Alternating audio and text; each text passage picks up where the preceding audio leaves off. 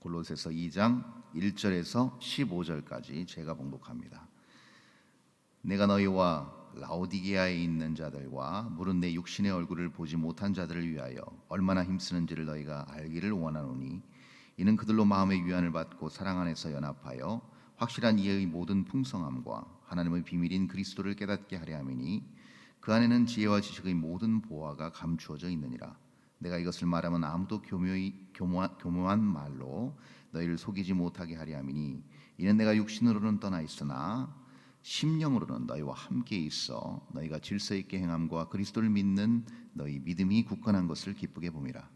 그러므로 너희가 그리스도 예수를 주로 받았으니 그 안에서 행하되 그 안에 뿌리를 박으며 세움을 받아 교훈을 받은 대로 믿음에 굳게 서서 감사함을 넘치게 하라. 누가 철학과 헛된 속임수로 너희를 사로잡을까 주의하라. 이것은 사람의 전통과 세상의 초등학문을 따름이요 그리스도를 따름이 아니니라.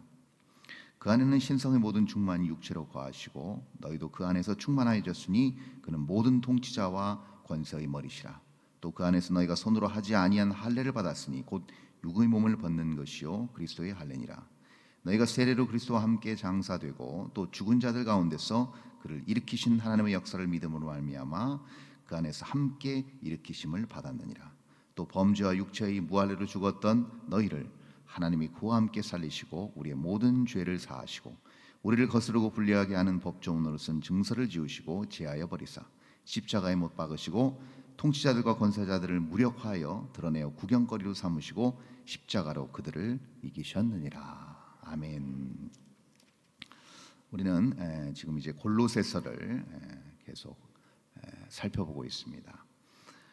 오늘 2장에서 우리가 읽은 이 바울 서신 중에 골로새서, 골로새 교인들에게 보내는 편지에서는 1장에 이어서 1장이 이제 서론 부분과 또 골로새서의 어떤 무슨 내용을 담고자 하는 것을 서론적으로 얘기했다고 한다면, 이제 2장부터는 본격적으로 왜 골로새 성도들 당신들이 왜 이 서신서를 읽어야 되는지, 그리고 내가 왜 이 편지를 당신들에게 보내고 있는지를 지금 2장에서 특별히 이제 앞부분에서 설명을 하고 있습니다. 이렇게 나타나 있습니다. 2절에 보니까 이는 그들로 마음의 위안을 받고 사랑 안에서 연합하여 확실한 이의 모든 풍성함과 하나님의 비밀인 그리스도를 깨닫게 하려 함이니, 이렇게 나타나 있습니다. 이 편지의 취지가 확실하게 드러나 있죠. 다시 한번 하나님의 사랑으로 당신들이 연합하기를 위함인 것이고, 그리고 그 연합의 중요한 주축이 되는, 중심이 되는 것은 바로 그리스도다. 하나님의 비밀, 다시 말해서 하나님의 뜻과 계획이 그리스도 안에서 성취된 것을 당신들이 깨달아 알아야 된다. 골로새 성도님들이 분명히 이 사실을 깨닫고 이것을 이해하는 부분이 필요하기 때문에 내가 이 편지를 쓰고 있다라는 것을 다시 한번 알려주고 있습니다. 그러면서 3절에서 이렇게 얘기합니다.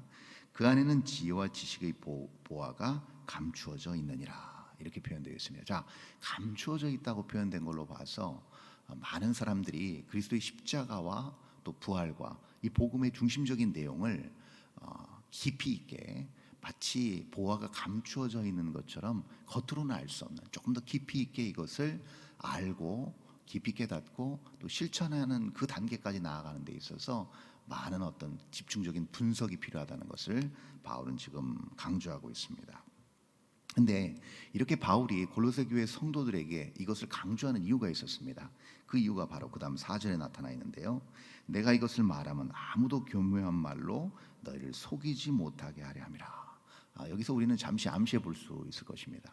지금 우리가 1절은 읽지 않았지만 1절에 보면 내 얼굴을 한 번도 보지 못한 골로새 교회 교인 성도들에게 내가 이 편지를 보내는 이유가 있다라고 쭉 이제 2절부터 내용을 설명했는데요. 바울의 이 서신서가 주된 어떤 요인, 출발점이 되는 것이 무엇이냐면, 그리스도의 비밀을 드러내서 그 그리스도의 비밀의 어떤 영적인 기쁨과 또 그리스도를 통한 깨달음을 통해서 교회 연합과 교회 부흥과 교회 안전을 꾀하는 바울의 바람도 있었지만, 더 중요한 것은 교회가 공격을 많이 받고 있었습니다. 박해와 핍박도 있었지만 외부적인 공격이 박해와 핍박이었다고 한다면 내부적인 위험이 굉장히 많이 도사리고 있었습니다. 공동체 안에서 거짓된 가르침과 적그리스도의 많은 어떤 그런 사람들을 미혹하는 일들이 굉장히 비일비재하게 그 당시 초대교회 안에서 일어나는 상황이었기 때문에 바울은 이것을 굉장히 심각하게 생각했고, 이것을 막기 위해서 부단히 멀리 원거리에 있었음에도 불구하고 이것을 어떻게든 막아보기 위해서 부지런히 소아시아와 또 유럽에 있는 교회들이 지속적으로 편지를 보내는 모습을 우리는 볼 수가 있습니다. 역시 골로새 교회도 예외가 아닌 것을 우리는 지금 4절에서 살펴볼 수 있는 것이죠. 5절에 이렇게 나타나 있습니다. 이는 내가 육신으로는 떠나 있으나 심령으로는 너희와 함께 있어 너희가 질서 있게 행함과 그리스도를 믿는 너희 믿음이 굳건한 것을 기쁘게 봄이라. 중요한 표현을 하고 있습니다. 질서 있게 행함과 그리스도를 믿는 너희 믿음이 굳건한 것을 기쁘게 봄이라. 자, 질서 있게 행한다라는 표현이 굉장히 중요합니다. 이것은요, 비단 그 당시 골로새 교회 성도들만의 문제, 성도들만의 어떤 그 신앙의 중요한 목표는 아니었습니다. 오늘을 사는 우리도 역시 예외가 아닐 것입니다. 그때 당시도 많은 유혹과 핍박과 또 많은 어떤 미혹하는 그런 세력들이 존재했지만, 사실 2000년이 지난 지금은 그런 것들이 더욱더 방대해지고 더 교모해지고 또 많은 어떤 주변의 여건들이 여전히 힘든 상황은 존재하지만 더욱더 많은 유혹과 또 성도들을 그리스도로부터 멀어지게 하는 그런 삶의 요소들이 너무나 많습니다. 그래서 그런 것들을 온전히 막고 내 스스로 신앙을 온전히 지키기 위해서 필요한 것이 무엇인가 하면 바로 질서라는 것이죠. 근데 그 질서는 무엇을 기준으로 하는 것이냐? 제가 방금 전에 말씀드린 그대로 질서는 바로 기준에 준한 어떤 행동 요령 아니겠습니까? 그래서 이것을 우리가 분명히 알아야 될 것이 무엇이냐면, 결국 신앙생활 한다는 것은 무엇이냐면 그것이 아름답게 삶으로 구현돼서 그것이 아름다운 삶의 영향력으로 그것이 복음으로 전파되고 세워지고 또 하나님 나라가 그것을 통해서 확장되고 견고해지는 것이 교회의 사명이고 또 교회에 지체된 모든 그리스도인들의 동일한 어떤 목적의식이 돼야 되는 것인데, 그거에 대해서 중요한 것이 무엇인가 하면 바로 세상적 관점과 세상적 가치와 세상이 추구하는 바를 쫓지 않는, 그래서 성경 중심적인 교회의 머리 대신 그리스도 중심적인 사고와 그리스도 중심적인 삶의 가치를 내 마음 중심의 기준으로 삼을 때입니다. 이것을 바울은 오늘 지금 5절에서 질서라고 표현한 것이죠. 그래서 이것이 결국은 우리 삶의 작은 부분 하나하나까지, 그리고 우리가 오늘 하는 모든 말 한마디 한마디 속에서도 이것이 배어나오고 묻어나옵니다. 이것이 바로 우리 삶의 중요한 가치와 기준으로 자리 잡아야 된다는 것이죠. 그러면서 바울은 이것을, 제가 방금 전에 설명드린 이 내용을 구체적으로 6절과 7절에 이어서 계속 이렇게 이야기하고 있습니다. 그러므로 너희가 그리스도 예수를 주로 받았으니 그 안에서 행하되. 바울이 정말 즐겨 쓰는 표현이 또 나왔습니다. 그리스도 안에서 어떻게 하라? 행하라 라는 표현을 쓰고 있습니다. 그리스도 안에서 행한다는 말은 결국 제가 아까 말씀드린 대로 그리스도의 사상, 그리스도의 생각, 그리스도의 주권적 영역 안에 들어가서 그분 안에서 모든 것을 우리가 부여잡고 그 안에서 공급받는 모든 것으로 우리가 힘을 내고 그 안에서 주님께서 주시는 모든 계시의 말씀을 통해서 우리가 다시금 생각하고 깨닫고 판단하고 행할 수 있는 어떤 중요한 근거를 우리는 6절에서 발견할 수 있습니다. 그런데 그것을 조금 더 입체적으로 그림원으로 바울이 7절에 설명해 주고 있습니다. 그 안에서 뿌리를 박으며 세움을 받아 교훈을 받은 대로 믿음에 굳게 서서 감사함을 넘치게 하라. 이것이 더욱더 이렇게 확실하게 우리 마음 가운데 그려집니다. 뿌리를 박고 세움을 받아 서서 넘치게 하라. 뭐가 그려지십니까? 머릿속에? 이 지금 7절의 그림이 어떤 그림이에요? 바로 아주 그 비옥한 땅에 뿌리를 내린 나무와 같은 그런 모습이 그려지지 않습니까? 그래서 굉장히 풍성한 영양분이 잠재되어 있는 그런 비옥한 땅에 나무가 뿌리를 내리고, 그리고 꼿꼿하게 서서 그리고 풍성한 열매, 감사함을 넘치게 하라. 다시 말해서 풍성한 열매를 맺는 그런 모습을 우리는 볼 수가 있습니다. 여러분, 나무로 우리가 이것을 떠올린다고 한다면, 그리고 풍성한 열매가 주렁주렁 맺혀 있는 나무는 더더욱 무엇을 연상케 합니까? 바로 생명력을 연상케 한다는 것이죠. 꽃이 됐든 열매가 됐든 시들시들하고 그것이 생명력 없게 비실비실한, 이게 똑바로 서 있지 못하고 비실비실한 모습이라고 한다면 여러분, 그것은 생명력이 넘칠 수가 없겠죠. 그런데 정확하게 그리스도께 뿌리 박아서 그리스도로부터 영양분을 공급받는 모든 생명체는 강건해질 수밖에 없고 굳건해질 수밖에 없고 풍성해질 수밖에 없다는 사실을 우리는 다시 한번 이 7절의 그림 원어를 통해서 재확인할 수 있습니다. 그러면서 8절에 나타나 있습니다. 이것을 온전히 잘 유지하기 위해서, 이 생명력을 유지하기 위해서 필요한 것들이 바로 8절부터 나오는데요.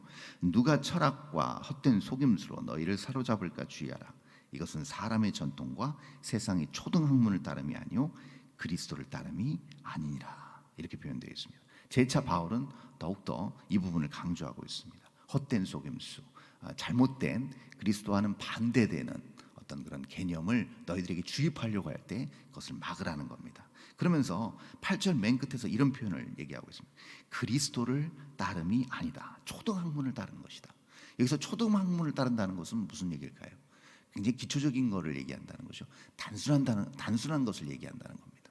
그래서 단순하고 기초적인 것이기 때문에 오히려 사람들의 마음을 쉽게 빼앗을 수 있다는 겁니다.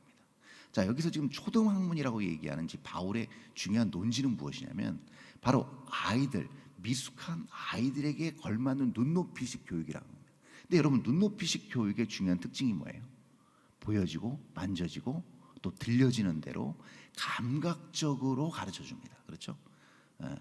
어린아이들을 키워본 지가 좀 오래되셔서 가물가물하실 수 있는데, 어린아이들을 키울 때는요, 지금 저처럼 설교하면 안 되는 거 아시죠, 여러분? 감각적으로 무엇을 만지게 해야 되고 보게 해야 되고, 그래서 오감이 느껴지는 그런 어떤 교육으로 접근해야 됩니다. 그게 눈높이식 교육이라는 것이죠. 그래서 초등학문도 마찬가지로 되게 감각적으로 지금 사람들을 미혹하고 유혹한다는 겁니다. 그래서 오감으로 굉장히 자극을 많이 받게끔 해서 그쪽으로 마음을 확 빼앗기게 해서 진정한 진리의 가치를 놓치게 한다는 겁니다. 그런데 그런 진리의 가치를 놓치고 사는 사람들이 너무나도 많습니다. 그것이 다인 줄 알고, 보여지고 만져지고 들리는 것이 다인 줄 알고 그런 오감에 의존해서 살아가는 사람들이 이 세상에 너무나도 많습니다. 근데 그것은 초등학문을 따름이라고 지금 바울은 비판하고 있는 겁니다.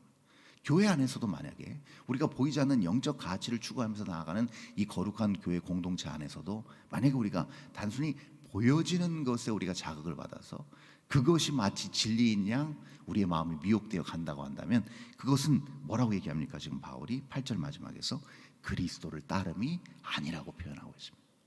그리스도를 따름이 아니다. 여기서 따름이라는 말은 정확하게 원어적 표현은 아래에 있다는 표현입니다. 아래에 있다. 즉 다시 말해서 예수 그리스도의 통치를 벗어난 행위라는 겁니다. 초등학문을 따른다는 것은 결국 무엇이냐면요, 바깥쪽에서 어떤 유혹이 와서 내가 그 유혹에 휩쓸려서 가는 것 같지만 사실은 그게 아닙니다. 나의 정욕에 의지해서, 나의 정욕과 욕망의 발동에 의해서 행동하는 거고, 그렇게 말하는 거고, 거기에 따른 삶을 사는 겁니다. 정확하게 나의 죄된 욕심에서 비롯됐다는 것이죠. 그것은 결국 그리스도 아래서 그리스도의 어떤 통치함을 거부한다는 겁니다. 그러니까 똑같은 신앙생활을 하고 어떤 겉으로는 경건의 모양을 갖춘 것 같지만 그 내면의 깊은 중심은 그리스도의 지배와 통치를 거부하는, 그리고 반대로 나의 욕망과 나의 욕심을 추구하고자 하는 그런 마음들이 교회 안에도 존재한다는 겁니다. 근데 이것은요, 삶의 결과에서 굉장히 아주 다른 모습을 나타낸다는 것이죠. 이것을 갖다가 우리 바울 선생님이 조금 더 구체적으로 설명하고 있는데요. 9절과 10절에 이렇게 나타났습니다. 그 안에는 신성의 모든 충만이 육체로 거하시고 너희도 그 안에서 충만하여졌으니 그는 모든 통치자와 권세의 머리시라 라고 표현하고 있습니다. 여러분, 예수 그리스도, 다시 말해서 우리 하나님의 역사하심과 일하시는 방법이 있습니다. 근데 그 일하시는 방법은요, 아주 간단합니다. 어렵지 않습니다. 왜냐하면 하나님의 속성을 보면 우리는 알 수가 있습니다. 여러분, 우리는 알고 있습니다. 우리는 작습니다. 근데 하나님은 크십니다. 그렇죠? 우리는 영구적으로 무엇을 할 수 없습니다. 그러나 우리 하나님은 영원하십니다. 그러니까 이 얘기는 무슨 얘기냐면 우리와 비교할 수 없을 만큼 위대한 분입니다. 그렇기 때문에 우리가 무엇을 한다 하더라도 그것은 우리에게 좀 어느 정도 만족을 줄 수 있지만 그것이 영구적으로 우리에게 만족과 기쁨을 줄 수 없는 게 우리의 삶의 모든 결과물입니다. 사실은 애쓰고 수고해서 모든 얻은 것들이 사실은 영구적으로 우리에게 만족과 기쁨을 가져다 줄 수 없는 구조입니다. 그래서 헛된 겁니다. 그런데 하나님의 방법은 다릅니다. 하나님은 우리와 본질적으로 다르신 크고 위대하신 분이기 때문에 하나님이 행하시는 모든 일들은 어떠한 결과물로 나타나냐면요, 풍성함으로 나타납니다. 충만함으로 나타납니다. 빈틈이 없으십니다. 충만하다는 것은 무슨 얘기예요? 빈틈이 없다라는 얘기 아닙니까? 여기 지금 우리가 눈에 안 보여서 그렇지 뭘로 꽉 차 있어요? 공기로 꽉 차 있잖아요. 근데 이 공기를 사람이 만들었다면 꽉 차게 하지 못했을 겁니다. 그렇죠? 근데 사람의 눈에 보이지도 않게 꽉 차게 만드신 하나님, 그 하나님의 일하심과 관리하심과 경영하심이 우린 그냥 보이지 않지만 우리가 숨을 들이마시고 내뿜으면서 느끼지 않겠습니까? 이게 하나님의 충만하심과 광대하심과 놀라운 능력이라는 것이죠.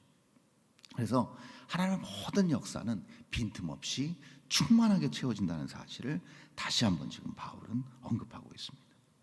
그런데 이 충만함이 어떻게 전가되고 어떻게 영향력을 나타내는가? 11절입니다. 또 그 안에서 너희가 손으로 하지 아니한 할례를 받았으니 곧 육의 몸을 벗는 것이요 그리스도의 할례니라. 이 하나님의 충만함을 그러면 어떻게 우리가 누릴 수 있고 이 안에서 이 충만함을 어떻게 우리 안에서 진정한 은혜와 복으로 자리 잡을 수 있는가? 왜 우리의 삶은 아직도 무엇인가 결핍을 느끼고 부족함을 느낄 수밖에 없는가? 은혜가 됐든 어떤 물질이 됐든 왜 그런가? 하나님은 분명히 풍성하시다고 하는데 충만하시다고 하는데 빈틈이 없다고 하시는데 왜 기도해도 무엇인가 항상 100%가 이루어지지 않는 것 같고 무엇인가 2% 부족한 것 같고 무엇인가 항상 어떤 결핍이 우리에게 찾아오는 게 어떤 이유일까? 왜 하나님은 지금 매일마다 새벽마다 나와서 기도하는 내 기도에 100% 응답하시지 않는 이유가 무엇일까? 여기에 대한 의구심과 여기에 대한 어떤 아이러니한 그런 어떤 삶의 결과를 보고 우리는 의구심을 자아내게 됩니다. 근데 지금 11절에 답이 나왔습니다. 그것은 무엇이냐면 육의 몸을 벗는 것이다. 그것이 그리스도의 할례다. 다시 말해서 12절에서 세례로 그리스도와 함께 장사되고 그를 일으키신 하나님의 역사를 믿음으로 말미암아 그 안에서 함께 일으키심을 받는 것이다. 그러니까 예수 그리스도와 함께 죽고 다시 살아나는 방법이라는 겁니다. 그것을 바울은 지금 그리스도의 할례라고 표현한 것이죠. 이럴 때 충만함이 온다는 겁니다. 자, 그 얘기는 무슨 얘기냐면 다시 한번 내 안에 모든 것들을 비울 때만 충만해진다는 겁니다. 여러분, 여기에 우리가 숨쉬고 있는 공기 안에 어떤 다른 어떤 가스가 들어차 있다고 한다면 그 공기는 그만큼 그 가스가 찬 만큼 꽉 채워지지 못하는 것이죠. 그런 원리 아니겠습니까, 여러분? 똑같은 원리입니다. 내가 무엇인가를 내 욕심을 자꾸 비우고 나의 어떤 자아를 자꾸 비우는 작업을 해야만 그 안에서 그리스도께서 충만하게 채워지신다는 겁니다. 그래서 우리의 기도는 결국 어떤 영적 노동인가? 비우는 노동입니다. 무엇을 자꾸 내가 하나님 앞에 구해서 자꾸 뭔가를 차곡차곡 쌓아놓는 작업이 아니고 내가 원하는 것들을 내 안에 채우는 그런 작업이 아니라 기도는 그 기도라는 그 노동을 통해서 무엇을 하는 거야? 자꾸 내 욕심과 내 자아와 내 죄성을 자꾸 비우는 작업을 한다는 것이죠. 그 비우는 자리에 누가 대신 차신다는 거예요? 그리스도의 생명력이 가득 차게 된다는 겁니다. 그럴 때 우리는 꼿꼿하게 설 수 있습니다. 여러분, 지금 밖에 나가시면 가로수가 어떻습니까? 낙엽이 붙어 있어요? 다 떨어져 있어요? 다 떨어졌죠. 왜요? 차가운 찬 공기와 찬 이제 겨울에 들어서면서 모든 낙엽들은 다 떨어졌습니다. 근데 우리는 그 앙상한 가지를 보면서 아유, 저 어떡하나, 저 나무 저렇게 놔두면 안 되는데 라고 생각하십니까? 아니요, 저와 여러분 그 누구도 그렇게 생각하지 않습니다. 왜요? 봄이 되면 그 떨어진 그 나뭇가지에서 반드시 뭐가 나오기 때문이에요? 새싹이 새순이 나오고 새싹이 나오고 새 이파리가 푸르게 돋아날 것을 분명히 믿고 알기 때문입니다. 그래서 그 앙상한 가지를 아무도 걱정하지 않습니다. 마찬가지입니다. 나무의 입장에서는 이 낙엽을 떨어뜨리는 것은, 낙엽을 버리는 것은 고통스러울 수 있습니다. 그리고 볼품없는 흉측한 모습일 수 있습니다. 그러나 그 나뭇가지의 그 이파리는 떨어져 나가야만, 버려져야만 그 안에서 새로운 싹이 돋아납니다. 바로 이게 원리라는 것이죠. 그리스도께 뿌리를 박았을 때는 그리스도께서 원하신다는 것이라고 한다면, 하나님께서 바라시는 것이라고 한다면 과감하게 이것이 버려져야 된다는 것, 비워져야 된다는 겁니다. 그래야만 하나님의 놀라운 생명의 그 싹이 그 안에서 다시금 움틀 수 있는 여지를 남겨둘 수 있다는 것이죠. 그래서 신앙생활은 그런 것입니다. 우리가 과감하게 우리의 정욕과 욕심을 버리고 그 자리에 하나님의 생명이 움틀 수 있도록 자리를 내어 드리는 것이 우리의 삶의, 우리의 신앙의 아름다운 모습이고 자세라는 것이죠. 그래서 15절에서, 마지막 15절에서 바울은 이렇게 얘기합니다.